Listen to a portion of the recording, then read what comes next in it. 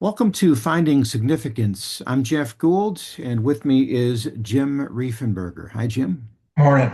Well, Jim, you and I have spent a lot of time assembling this program on finding significance. We have a master class that has 12 lessons in it. Probably takes about 4 to 6 months to take. Although it works for everybody, the pathway is different for everybody. Absolutely. And today for a little bit of fun, I thought we'd flip the script and I would ask questions to you Oh. if you're up for that. So tell me how you got to be a celebrant. I was a disc jockey. Why? Because I just wanted to be on the radio. They were my childhood heroes, so I thought I would do that. Well, I found out that that's not a great paying career, and I had a family at that time, and so I said, "Oh, I guess I'm not going to be what I wanted to be." So I was a little disappointed. So I got into sales at the radio station because that did pay more money. And I learned some interesting things, and I allowed God to lead me there. In other words, I was a little disappointed, but I had said the prayer that God, you're in charge of my career, and I just let Him do that. Well, sales teaches you some really interesting things that anybody can use. One is optimism. If you are not optimistic, you're not going to do well in sales or in life. I came from a fairly pessimistic background, and this was new information to me. The second thing is it taught me organization. I was not an organized person. And when you go into each day and you have to build your own day, that's a very important skill. So I learned that. And then I met interesting people, one of which owned a funeral home, a series of funeral homes.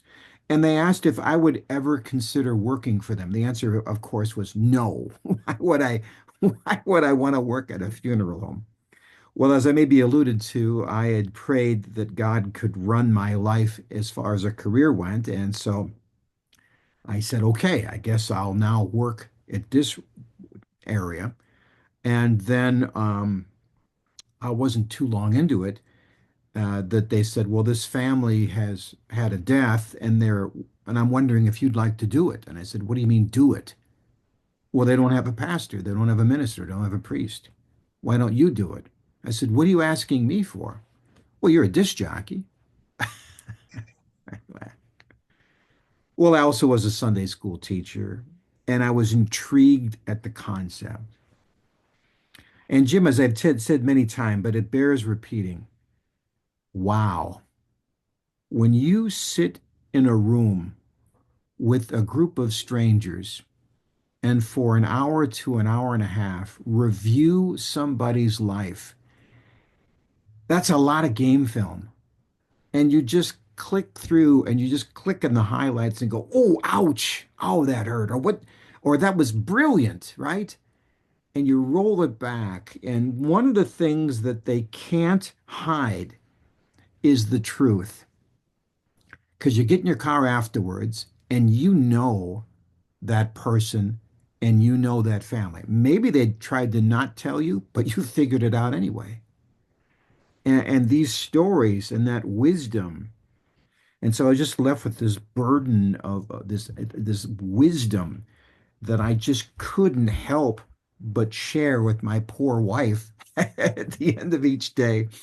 And then eventually it worked into this as a life passion. I still do funerals for people, but I'm absolutely consumed with this concept of significance. What made this person's life so much better than this person's life? And it wasn't the money, it wasn't the job, it wasn't the title, it was other things. So let me unravel that a minute, Jeff.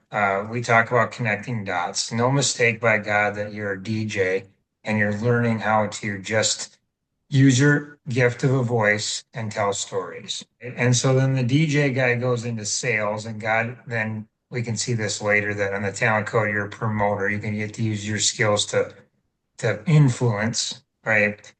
And then he brings you back into this like funeral business in which you're actually gathering the ends of lives and stories. You're storytelling again.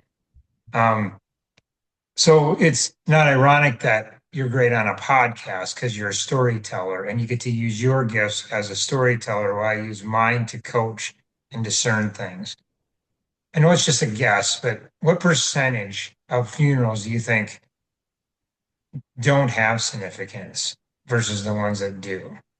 Well, generally speaking, the older a person is when they die, the less people go to their funeral, right? We can see this in our own life.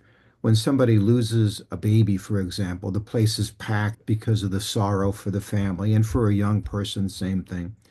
But then a person gets to be, a natural life expectancy, 80 to 90. The number of people at that service is mm, somewhere around 75 to 100, really. Not that many.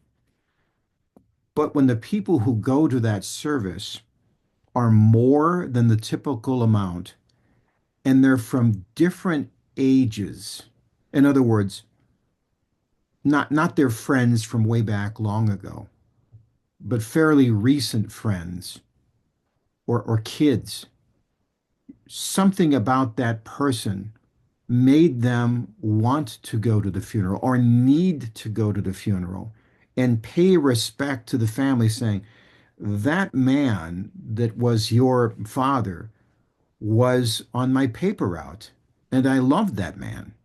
Or that man that is your grandfather, he was at the cafe and he always had a smile for me. And he was like a grandfather I never had. These kinds of stories, right? That's how you start to roll back and go, wow, that person had a significant life. If you're listening to this today, Jeff said something pretty important. Regret gets muddled in the word of mistakes. Um, I'm not sure it is as much as a mistake as much as you said it's the lack of decision. We have this if then what? I want it all answered. If you're feeling anything and you did significance, uh, I just can't imagine. I've got some feedback recently. Someone said it was worth, I paid way too little for it. Uh, We got to but adjust but the for price. you to get on the path of making a single decision to do this, and and this isn't a money question. This is a your life significant question. If you go and find it and bear fruit, what great wonders of the people you touch. And then that's that's squared, right? Squared to you and squared to me and Jeff. So everybody wins. I compare it to all my years in exercise. Well, you were going to do it. You thought you knew what to do, but you didn't do it, and you didn't do it right because you didn't have enough guidance. You didn't have enough accountability. Just to say, I'm going to meet you here. I'm going to jump on this with you, and we're going to work through it together. And man, that means a lot when you don't have to go through it alone. So we're not just even talking as we grow this, just the Jeff and Jim connection to this person that does this, but what about the other people they'll meet that did significance and gain friendships and other connections that just make the seeds grow. So if you're listening today, uh, Jeff talked about regret and make a decision. Either it's on your own or with us, it doesn't matter, but make a decision. And I'll make it Um, even easy. I'll make it even easier for you. Make a decision to ask us a question. So you just reach out to us, ask your question, whatever it might be, and we can answer it for you. And that's a great place to start. I mean, we're just trying to help people, and we'd be happy to help you with wherever you are at. So I guess we better wrap it up for today. Until we talk again, I'm Jeff Gould. and I'm Jim Riefenberger. God bless.